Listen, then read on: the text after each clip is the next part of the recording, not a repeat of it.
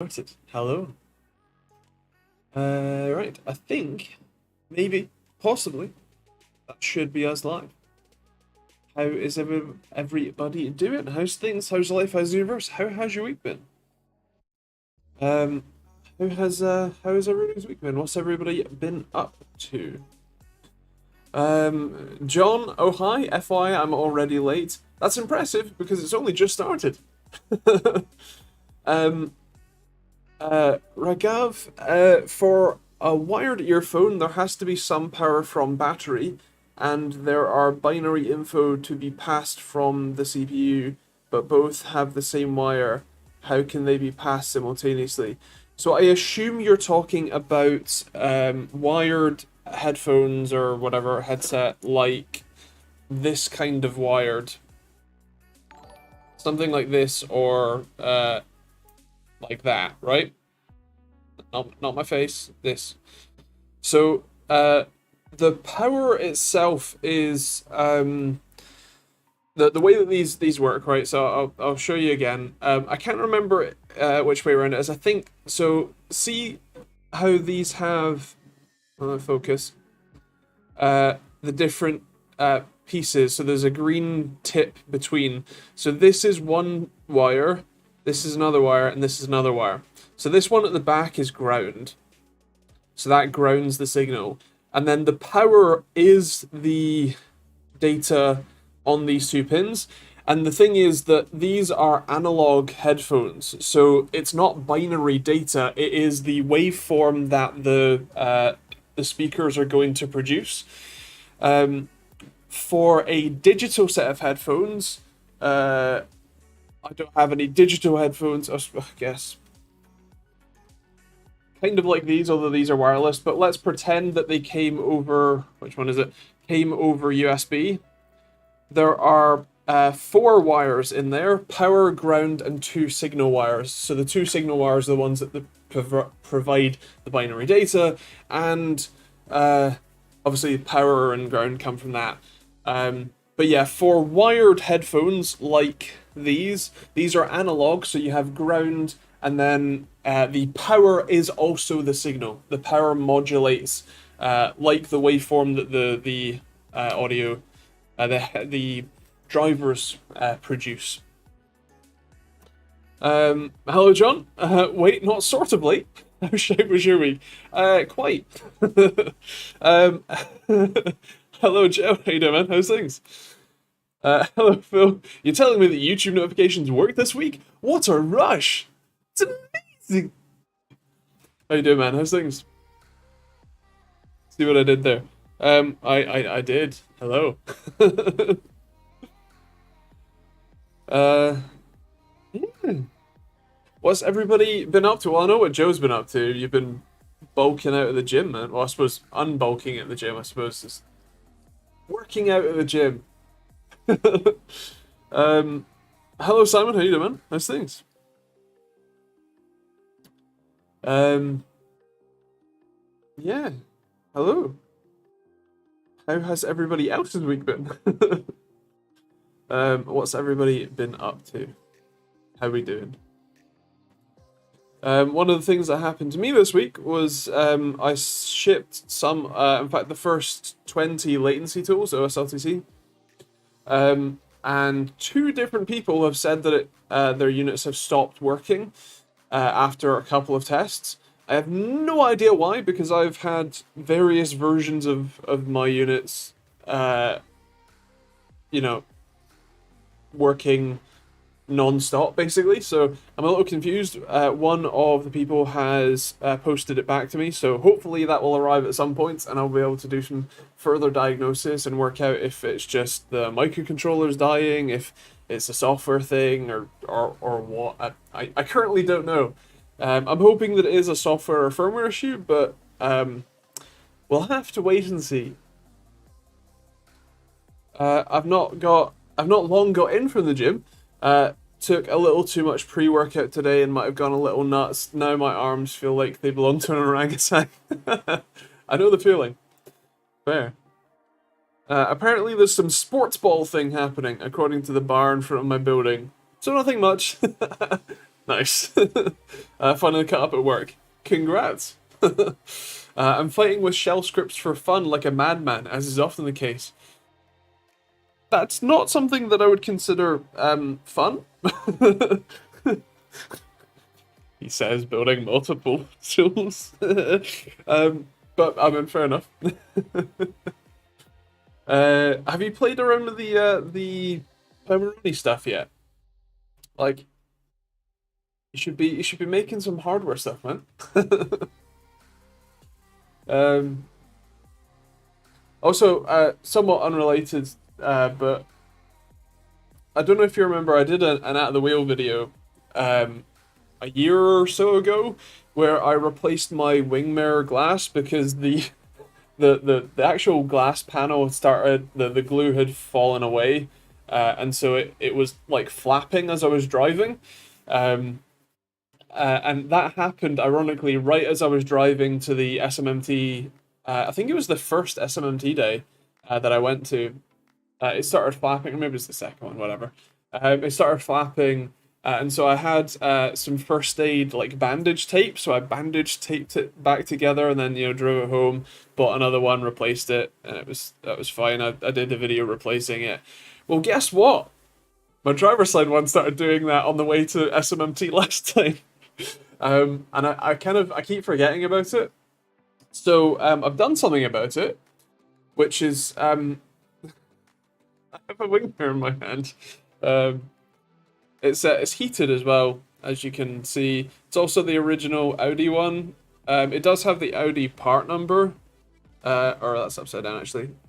It's a Magna mirror, with the Audi part number. And you can look at your beautiful cells with the ring light. But yeah, so this was falling off. So I tried to find another one. The last time that I bought a replacement one, I bought it from Audi. And it was like 30 something pounds for a replacement one, which, dealership specific, like the actual OE one, okay, I'm willing to pay that. I called up for the driver's side one. Do you know what? Just take a guess. The last one I think cost me like 34 or 36 pounds, right? Let me know how much you think the driver's side version would have cost if I had bought one. 200, little bit high. 85, little bit low. 157, still a little bit high. I'll put you out your misery. £90. The passenger side one was 35. What? So I did find some like reputable replacement brands online from Autodoc. The only problem is Autodoc is a terrible company, and they charge a G2A, the games keys, like the third party grey market key selling website. You know how they had like a G2A pay or whatever, like protection money? Like you pay it a little bit extra, and then if something goes wrong with your grey market key, they will like actually do their job and protect you.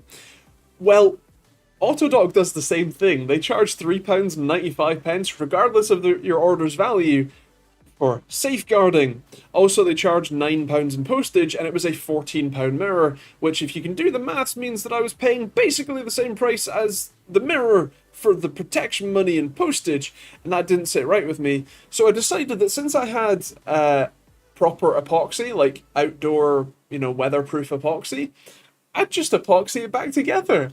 So I did, and it's great. And it works now. I obviously haven't put it back in the car, but you can see the remnants of some of the epoxy, but I used a razor blade to scrape off the excess. I had my windscreen replaced a little while ago, and the guy who did the replacing, obviously, it gets a bit messy, so he got out a razor blade and basically just shaved the glass. As long as you're perpendicular and flat with it, it doesn't scratch it, and it is like the best way to clean it. In fact, there's actually still a bit of extra there. See? A bit of extra. Cleaning the edge. So yeah. I now have a. There you go. There's some Inception. Um, a fixed wing mirror that's the original and is likely sealed onto the backing better than it ever was. So I've left it inside for a day or two, um, to cure fully before I put it outside. But yeah, um,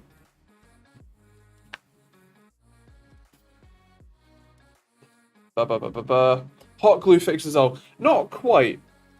This is proper epoxy, which is better. But yeah. Um, my driver's side glass mirror non-heated is 134 Australian dollars. Jesus! I mean, this one's heated at least. $134. I hope you get the entire wing mirror. More important in it, driver's side needs to be there so they can charge more. Marketing logic at its best. Well, what was funny is that I had to move my car yesterday, just like, you know, uh, 20 meters. And I have to reverse my car out of my sort of driveway bit, and then not hit the wall that's close behind. And so when you look, I instinctively look in the mirror. And the funny thing is that when you're looking in the wing mirror, you're not looking at the mirror, you're focusing through the mirror to what's behind you. But obviously when there's no mirror there, your eyes just look over and are focused, a 1,000 miles away, and then they have to refocus to the movement motor that's in there, and it really freaks you out. But yeah, so it is quite useful. uh, the mirror's closer, so it has to mirror harder. I mean, it technically does. It is more concave, and it has the. You can just about see the line there, that separated line for extra concaveness, for extra blind spotting. But yeah.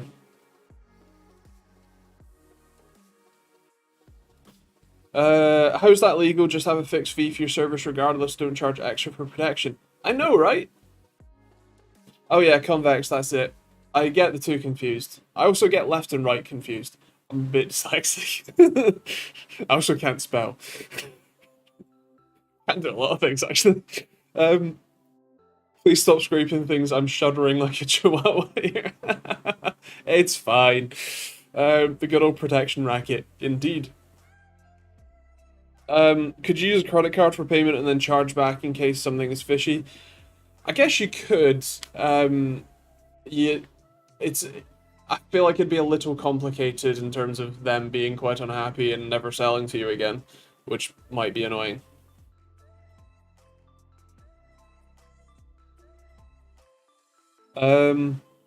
Is it flexible glue? The dealership glued mirror onto my last car and it fell off eventually, so I glued it with flexible silicone glue and it's great. It is a high temperature epoxy, so it's technically not flexible in the sense that the glue is flexible, but it is high temperature and weather resistant. So I'm hopeful that it's fine. And like worst case, if it does, fall off in future, like I can replace the mirror. It's not that big a deal. I'd rather not if I don't have to. And also I already had the epoxy.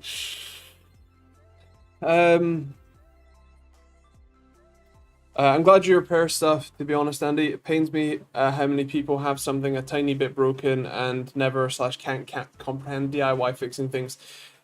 Yeah, I know what you mean. I generally don't like throwing away things that aren't that I can repair in some form. I think I do tend to take it a little far sometimes. But yeah, as a generalization, I do prefer to repair things instead of replacing them where possible, both for waste, money, and just I don't like throwing stuff away.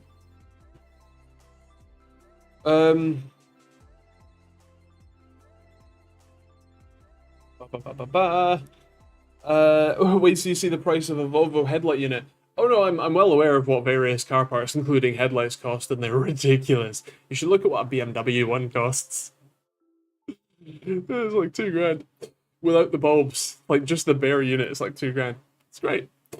Um, no glass only. Bought a second-hand one of the same color off eBay for 130 delivered. I did also look at that. I mean, my S4 has S4 specific and Black Edition specific mirrors, so I can't replace the actual mirror itself. But I did think of, well, I know how to take the glass out, so I could just buy another driver's side mirror of a different color, take the glass out, put the glass. But then both of my wing mirrors have fallen, like the glass has come away from the back. So the chances of me buying one from, a used one and then that not happening seems quite slim. So I thought better to just repair it and or replace it with a brand new one instead.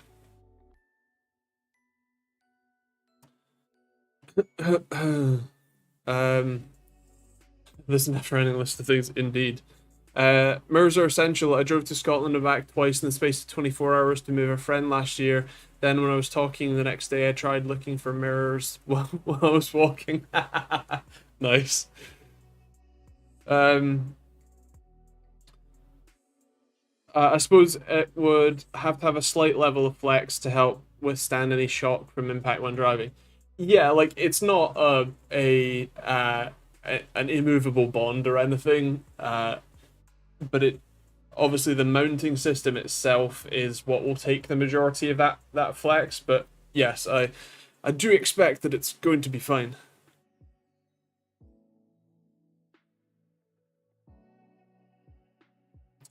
Um, ba, ba, ba, ba.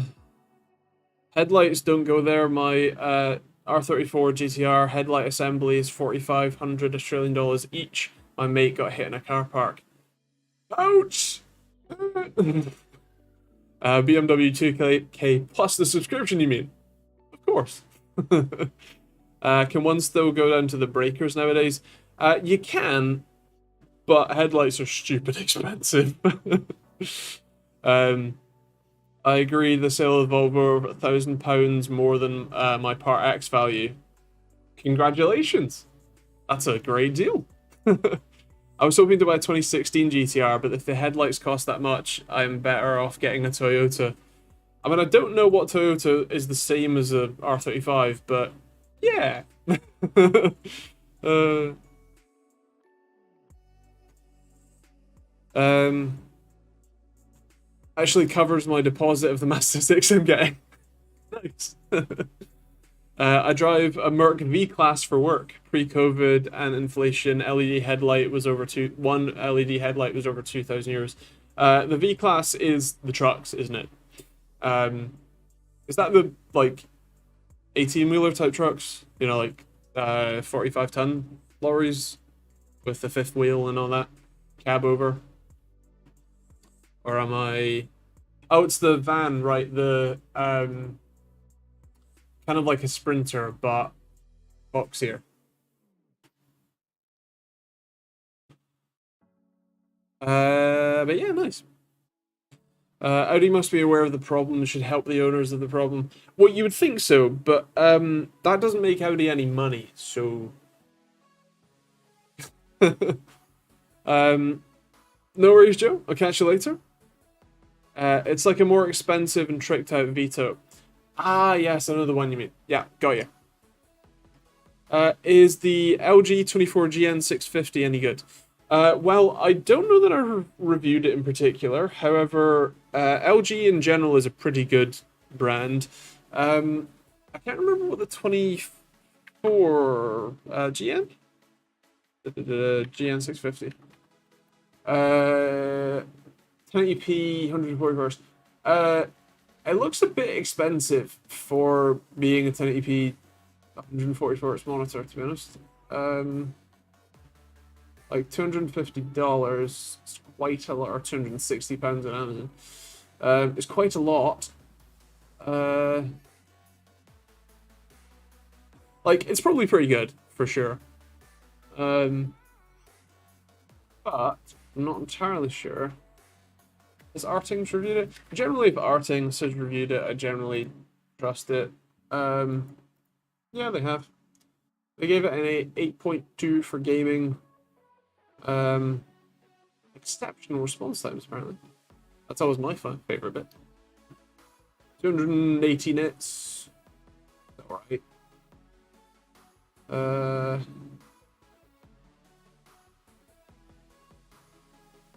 Delta Eve 2.3. That's okay. 88% sRGB.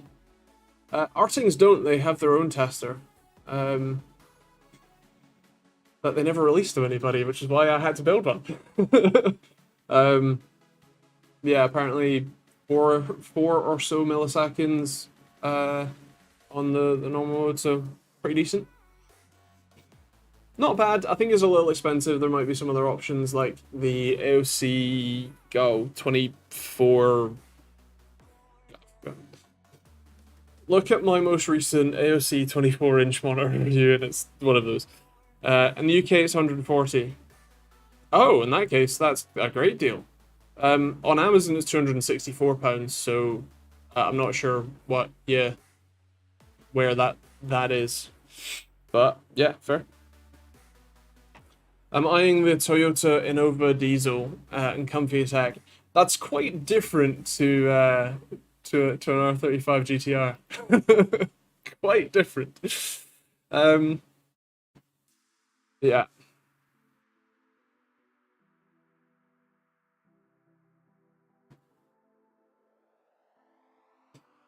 Any leads on the weird LC power? Not yet. They really don't have any PR people listed on LinkedIn. They don't have any non-generic emails or anything. And so while I can email their generic marketing at email, I can guarantee you that it won't do anything. Which is why I tend to look for something a little more specific, but that doesn't seem to exist. Hello, Luca.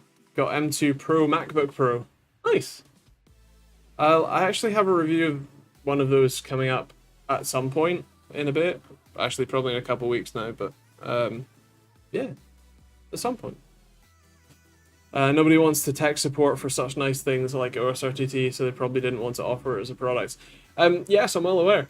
In fact, for OSRTT, there really haven't been that many tech support problems. Monitor testing in particular is a complicated and dark art. And so there is quite a lot of knowledge that you need to have even with OSRTT to be able to kind of know what you're getting at, but yeah, most people, I haven't had that much in the way of customer support problems, as it were. The latency tool, I do have a couple of potentially teething issues as the first lot of units go out. Basically, at the moment, they're either in people's hands or are still shipping. And I do have a few things to fix with that and features and things to add, but yeah. It's alright, it is literally helping pay the bills, so I kind of need to. By the way, what are these reaction things in the corner of the live chat? Been clicking them the entire stream. I've been seeing them. They come up on the chat in the corner. They like fizzle up. Yeah. I don't know if you can see them, but yeah.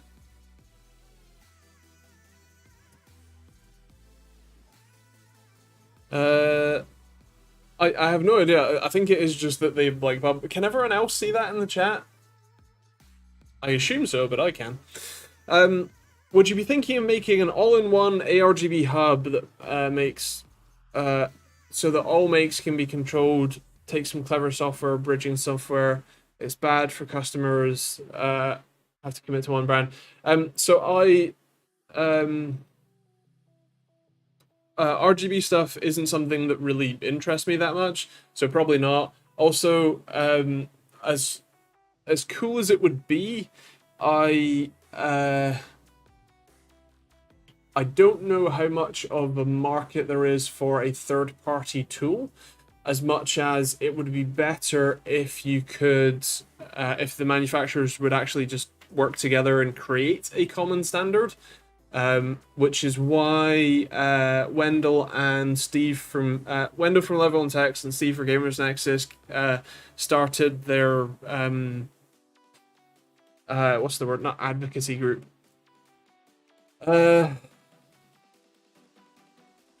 Yeah, their coalition to try and force the companies to actually do something sensible. So yeah. The one thing that I do kind of want to do is I have a load of smart home stuff, all self-hosted, mind you, but the Zigbee switches, the like scene changer switches that I have, they're just kind of awful. They're Moe's, which is Toya ones, and they run out of battery in under 3 months, and they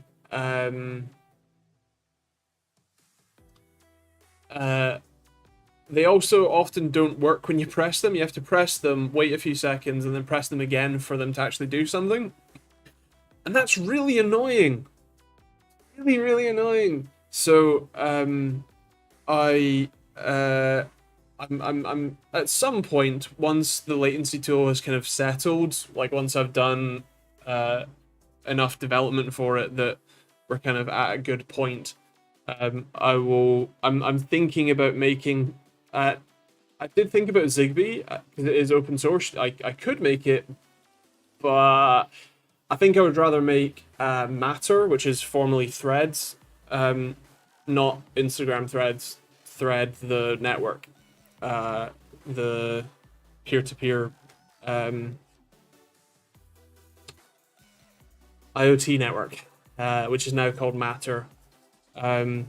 Devices like switches, I don't know, lighting controls, stuff like that, that will work with Home Assistant. I think that is what the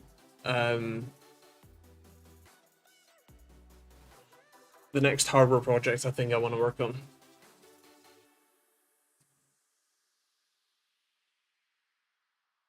Zigbee and Z-Wave both sound like a lot of pain. How about using an ESP with MQTT? So the thing is that I really don't like Wi-Fi connected devices for IoT stuff because it's just another thing that's gonna turn into a botnet at some point. The reason that I went with Zigbee is because it is not like connected to my Wi-Fi. It's one less thing that I need to manage on my wireless network because it's a separate wireless network. So with Matter, that's the same. It is a separate network, and so I would I'd prefer that. And as far as I'm aware, ESP32s can do Matter. There is firmware and examples and stuff for ESP32s to do Matter, which is kind of where I'm heading with that. So yeah, I think that's kind of a plan of such. Anyone know much about Philips Hue lighting? Looking to change to it at home so I can remote control lights and dimmable. I have a couple of Philips Hue bulbs. They're great. You do have to make sure that you get the slightly older ones that still support Zigbee and not just Bluetooth. But as long as you do, I have them. I've never connected them to the Philips Hue app or anything, and I just have them connected to my Zigbee dongle and Home Assistant, and it works great. I'm using ESP Home setup, but it's pretty limited and on a separate VLAN. That's fair. I think the setting up a separate VLAN is obviously an option. I think for the sorts of, I mean, it's quite a technical thing, and especially if you don't have a custom router, like if you just have ISP supplied router, you either can't or it's a pain. So I'd prefer to be making a solution that works for, kind of as many people as possible, including myself. So yeah. Open pleb, that was the thing. And And yeah, yeah, the name ain't great. um, yeah. Is it better for a curved monitor than flat? Curved almost always means a VA or vertical alignment panel, which means the response times are normally dreadful, or generally naff. So a flat panel is more likely to be an IPS panel, which is generally better in terms of response times, especially in the darker shades. Ba ba ba ba ba.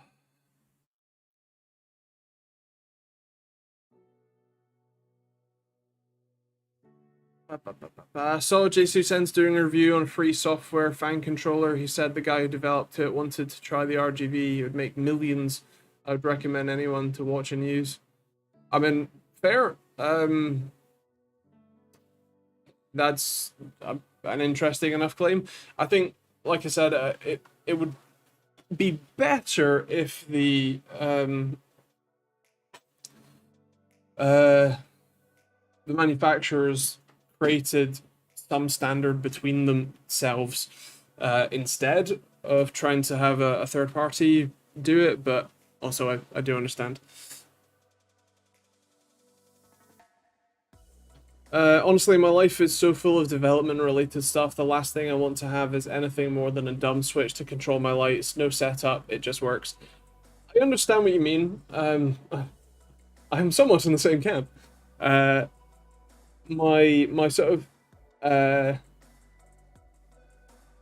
there are definitely benefits to having smart type stuff, like having the Zigbee controlled lights, the Philips Hue lights that I have, is really useful in a lot of ways. I used to have a motion sensor and a light sensor that would in one that stopped working.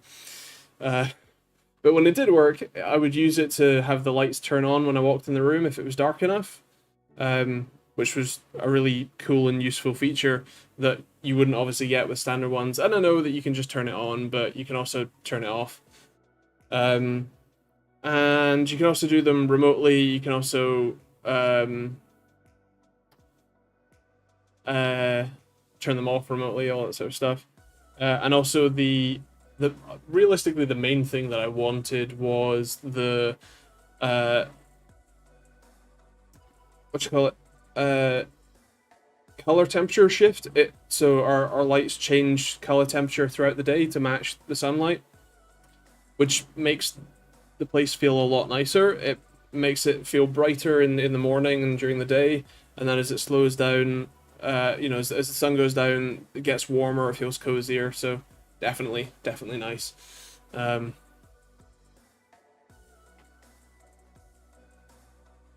yeah. No, a motion sensor, not emotion. Um, ba, ba, ba, ba, ba. Best people, hello. I'm new here. Question: as I bought this Dahua monitor, has the MPRT option grade in the settings? Can't turn it on. So first of all, personally, I wouldn't recommend the MPRT setting. All it does is flash the backlight on and off at you, which isn't really great for your eyes. Gives you eye strain. Not great for your head. I get a headache, so I can't use it. But the main reason that it won't turn on is likely that you have adaptive sync or FreeSync enabled. Those two things can't be turned on at the same time, and I would easily recommend having FreeSync or adaptive sync turned on instead of the MPRT mode.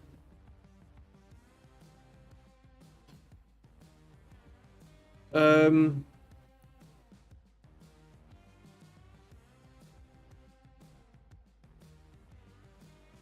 ba, ba, ba. My switches are failing, so need to replace nearly all of them. Already changed a few, so seems a cheaper way to go, and I'm getting older. Fair play. uh, fair play indeed.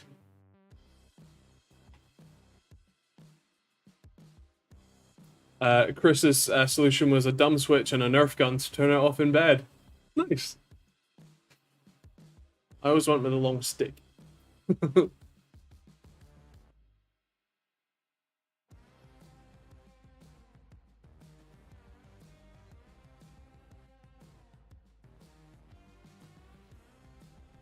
Not tomorrow's video, but Monday's video is one that I sincerely hope you give some time to watch. It's probably going to be a little on the long side. I haven't finished writing it yet, let alone filming and editing. But quite quite long, and more importantly, it's about the RG Ally, the handheld game console from ASUS.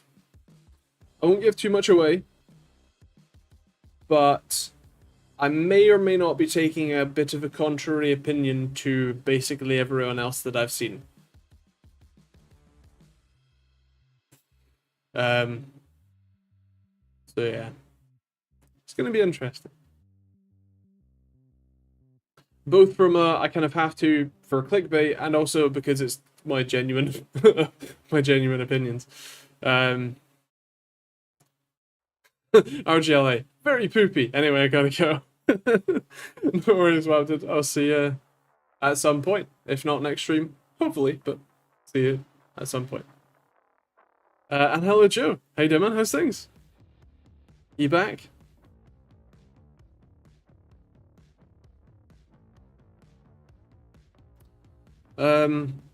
I had 2 dumb switches, but it's a guessing game every time family members forget to switch stuff off, thinking the switch is off. Nice. Mine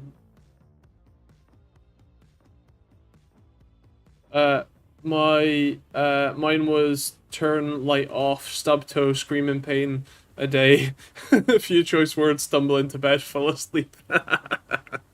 Nice. We live, I think this house was built I think in the 1890s or so. And one of the funny things that the Victorians did was they would have the light switches on the opposite side of the room, and then they would have the actual lights right in front of the window, like right literally above the window, because then it wouldn't cast shadows out of out onto the window. It would, cast shadows inwards, and that would be better. So one of the first things we did was we bought a lamp that goes right next to the door so that we can turn it on right next to the door. Although that now has, or that I suppose for a year or two now, has had a Philips Hue bulb in it. And so I can turn that on from my Stream Deck, from my phone, from the switch downstairs, or from the switch upstairs. So like when it's time to head to bed, you can press the button downstairs, and that will turn the light downstairs off and turn the light upstairs on to 40% brightness, so that it's dim. You can sort of help get yourself to sleep, and so that's pretty handy. It's a pretty nice feature. Just a shame that the button doesn't work most of the time. You need to press it, wait a bit, and then press it again just for it to do it, and then it will start flashing saying that the batteries are dead. Dear. So yeah, that's that. I can't say that I recommend the recognize the brand DAS off the top of my head, but very nice. The original cherry switches definitely I think held up a little bit better. I still have my Cherry MX Brown keyboard, the original pre-patent lift Cherry MX Browns, still fine. It might still be on the shelf behind me, actually. I haven't used it in a little while since I swapped to my TechteamGB, the glorious GMMK Pro full size, and the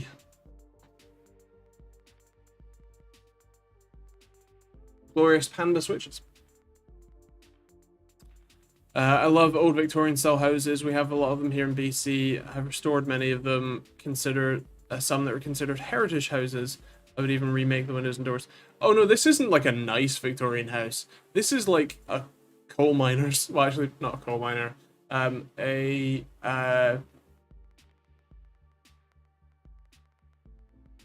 mill.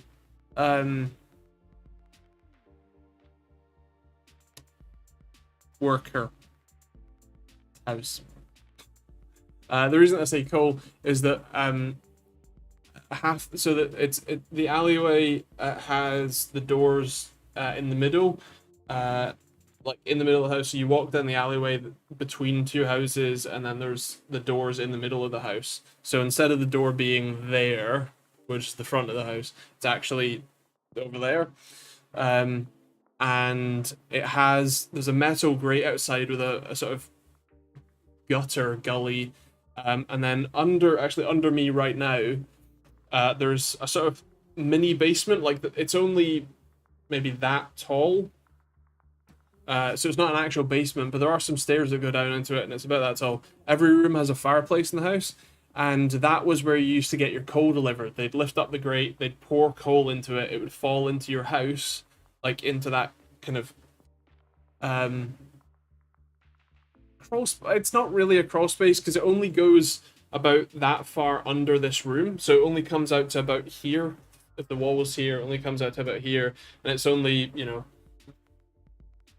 4 feet deep before you get to the stairs. So it really isn't, more just like a little bit of space. But the coal would fall in there, they'd put the grate back down, they go next door or whatever, and that would be how you heat your house in the 1890s and up to probably the 1910s or 20s or whatever, whenever electricity was fitted and gas.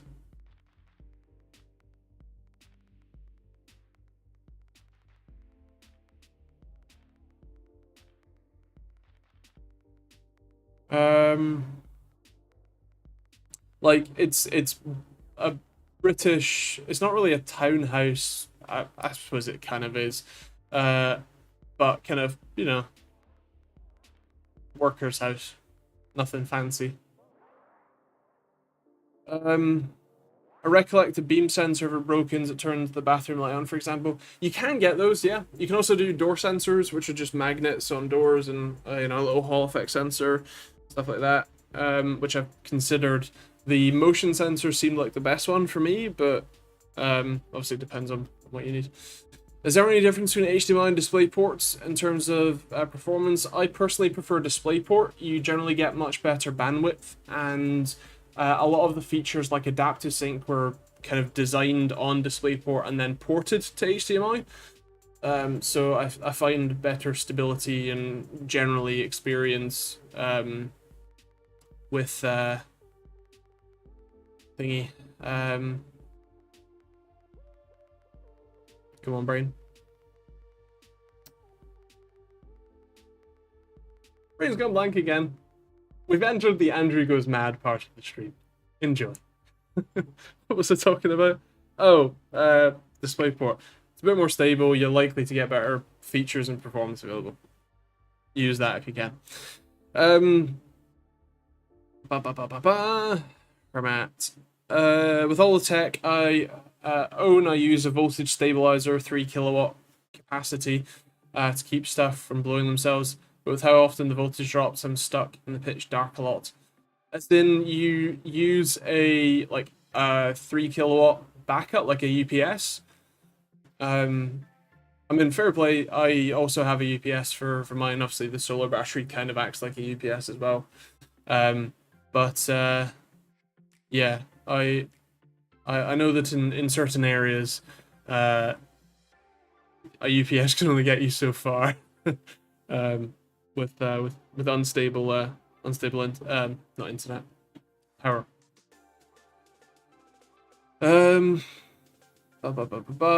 Mark Reed, hello.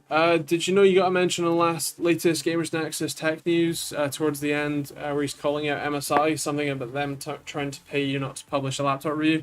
I didn't, although I did talk with Steve, and actually I sent him the laptop that they sent me to review, and then yeah. that was a couple of years ago now, actually. Maybe it was pre-COVID, so it would have been 2019, I think. Um, but yeah, that was wild.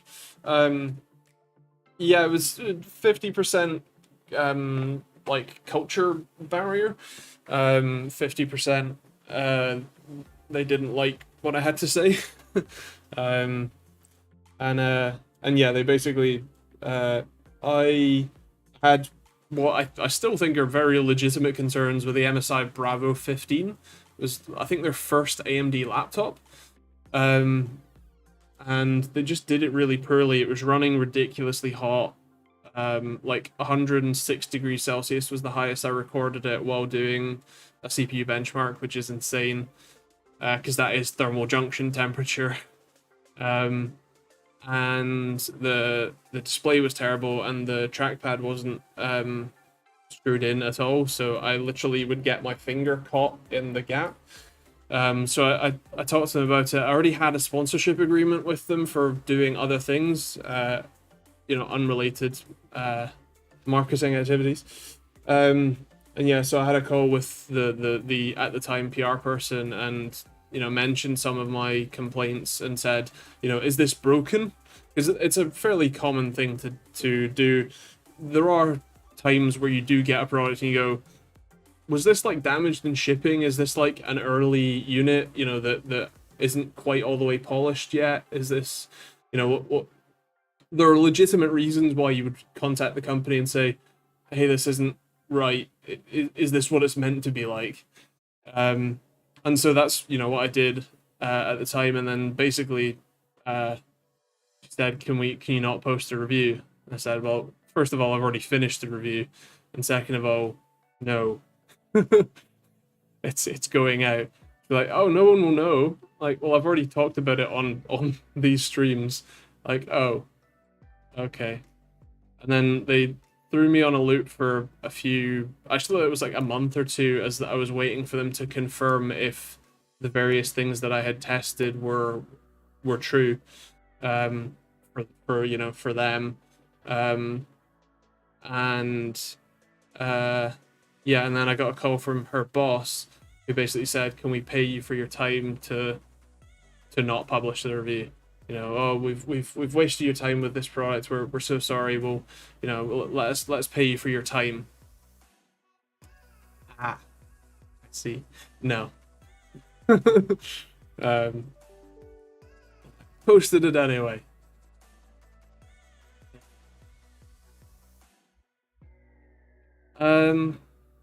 So yeah, that was I would say fun, but it wasn't.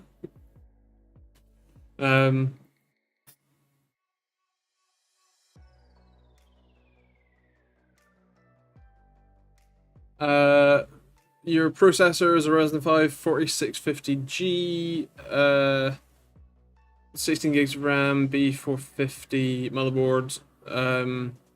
What can I do to get the most out of my PC? So you can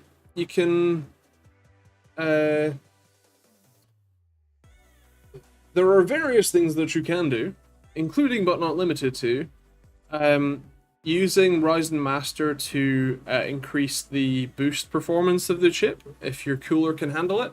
That will definitely give you more performance, especially because your graphics card is built into your CPU.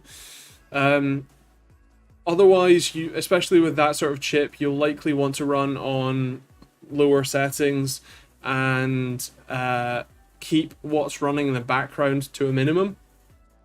But yeah, the biggest thing would be to get more performance out, increase the boost, the power limits if you can, if your CPU or your cooler will allow it. Good for you sticking to your guns not being bought. Well, thank you very much. I mean, the funny thing is that, like, everybody has a price, but my price is unreasonably high because if I were to ever take the money, I sure as shit want to get out of being a reviewer afterwards, because otherwise I'm done, right?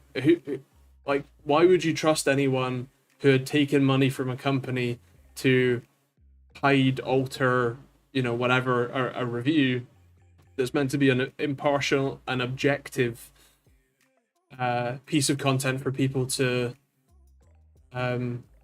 trust, right? How could you ever trust someone like that?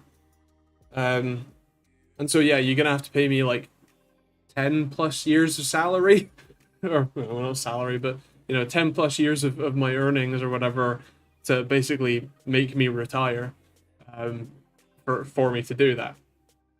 And no one's gonna pay me that. So yeah. Thank you very much.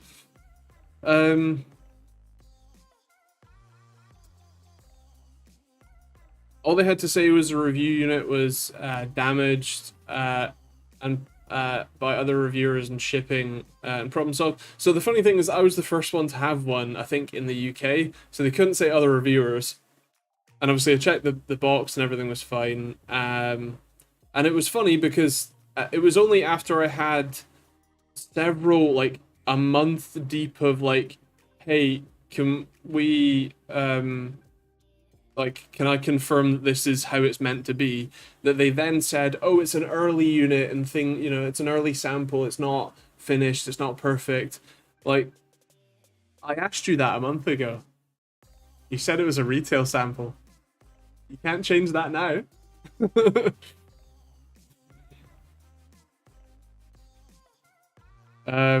It's like they don't know that Scots are stubborn.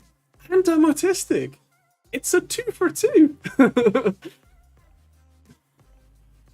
Other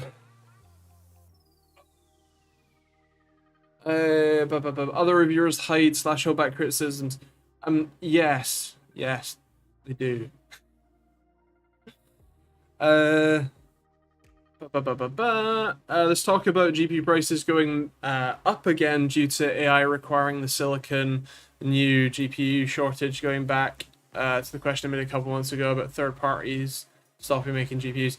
So the thing with AI is that in some regards, yes, AI,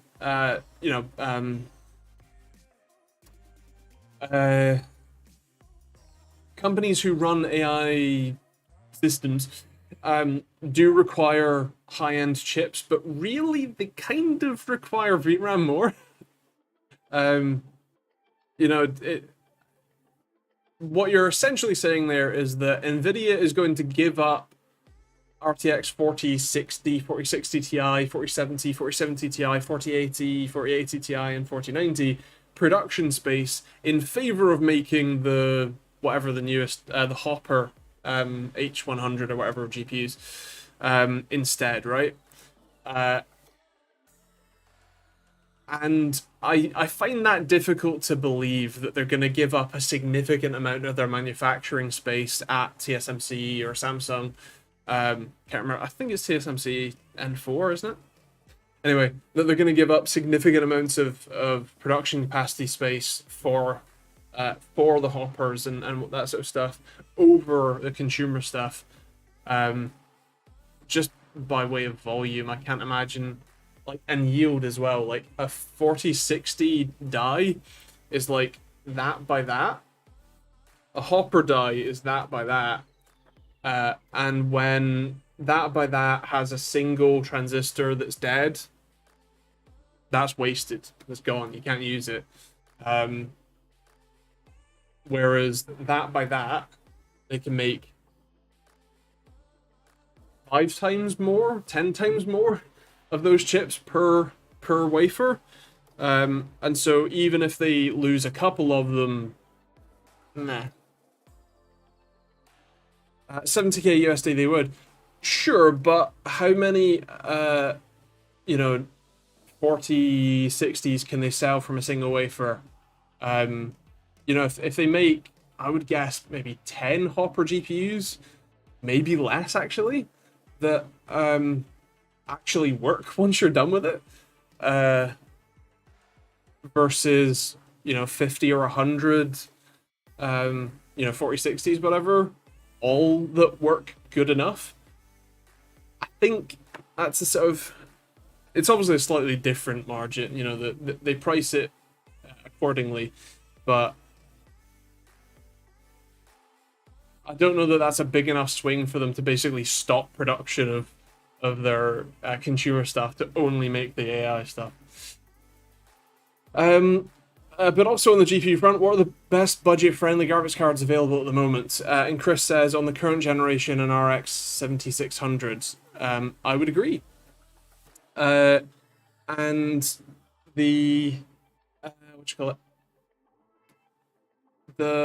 On last gen, the 6700, the 6600 XT, all of those sort of ones are great. Can still use the faulty ones and cut them down for consumer GPUs. I don't think they can on the Hopper chips, because the Hopper chip is, if not custom, it's not whatever Ampere, whatever we're on now. It's not the same architecture, so there isn't any. Maybe they can save up, but again, I think it's quite a different layout as well. It uses HBM, so yeah, I don't think they can on that one.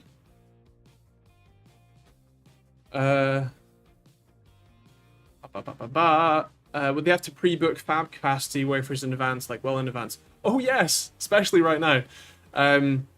They have quite a long lead time in terms of production.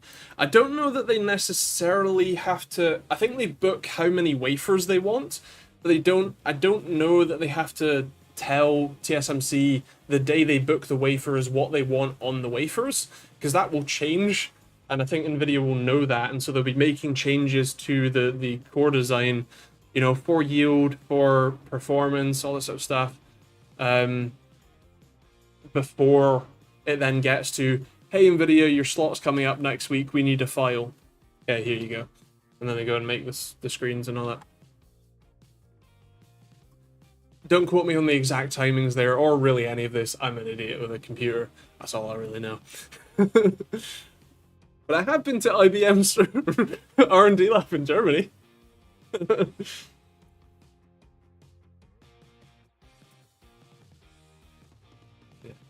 Dr. Potato might know indeed. What are the machines behind you? As in there? That's currently an empty system. If you mean here, that's my hot air soldering station, and my soldering station.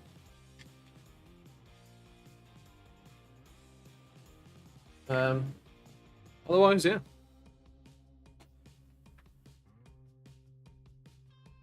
The here ones. What do you mean the here ones? Those? Or that? Close or far?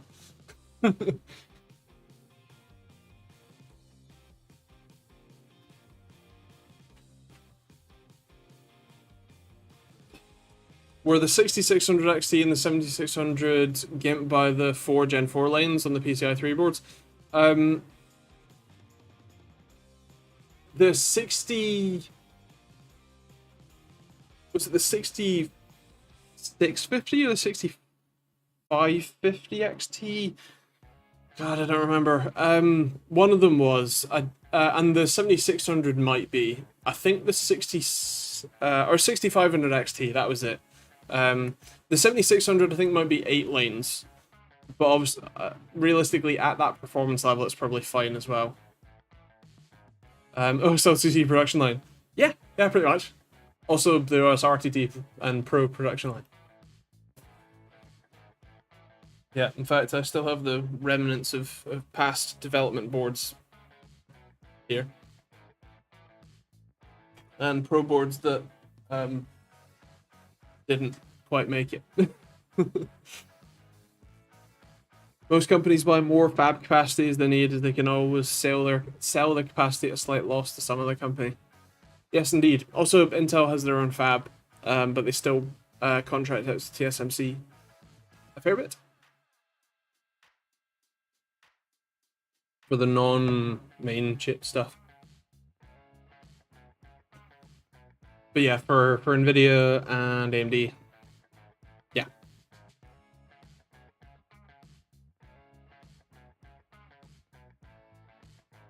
actually need to build some more OS RTT Pros. I sold a couple. In fact, I sold 2 units in the same day yesterday, and I only have one built, so I need to build a bunch more. Luckily, I bought a load of parts a couple weeks ago, so I can build 10 more, I think.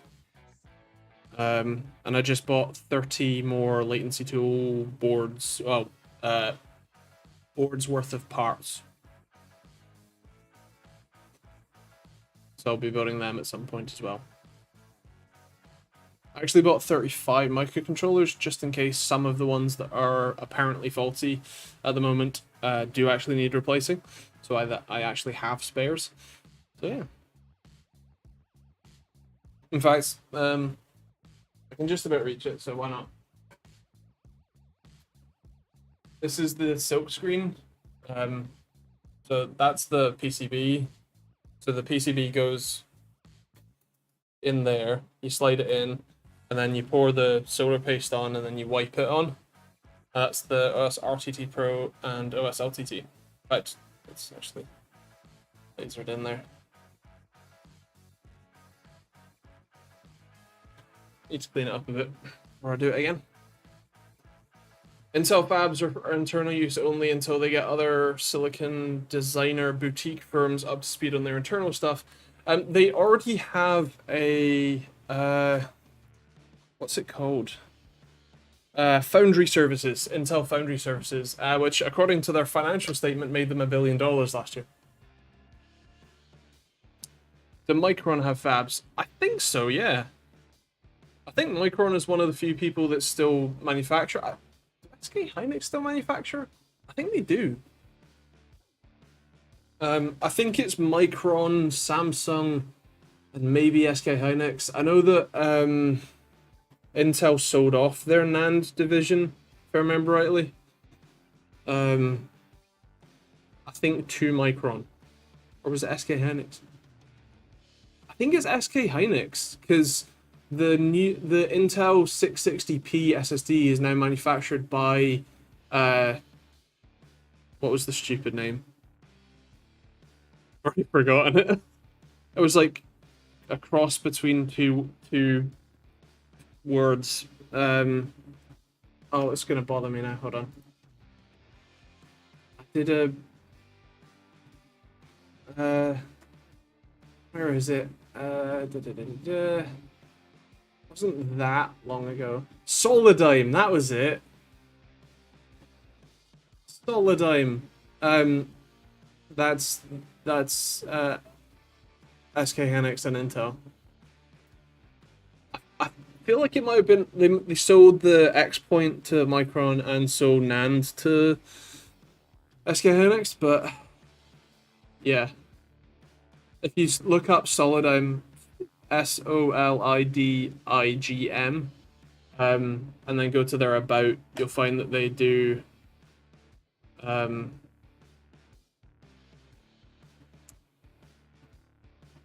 it's like, I can't remember, it's like Solid and Paradigm or something squished together.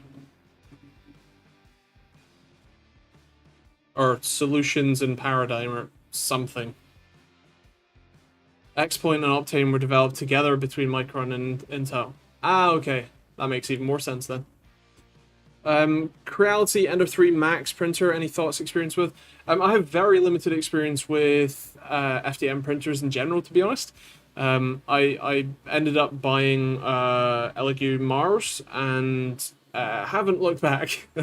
The Ender 3 in general is definitely the one that I've heard the vast majority of people buying one of.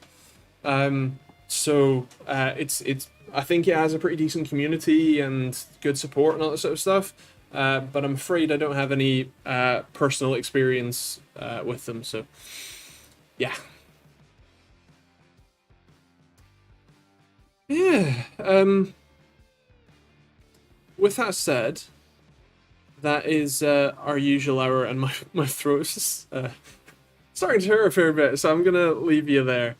But yeah, thank you all for joining. These are every Thursday night at 8 p.m. UK time, so please do pop back next week if you want to have a chat and hang out. And yeah, please make sure you watch the video Monday. Please leave a comment, all that sort of stuff. It's the RG Ally video. Please and thank you. Otherwise, yeah, I'll catch you guys next week. Bye.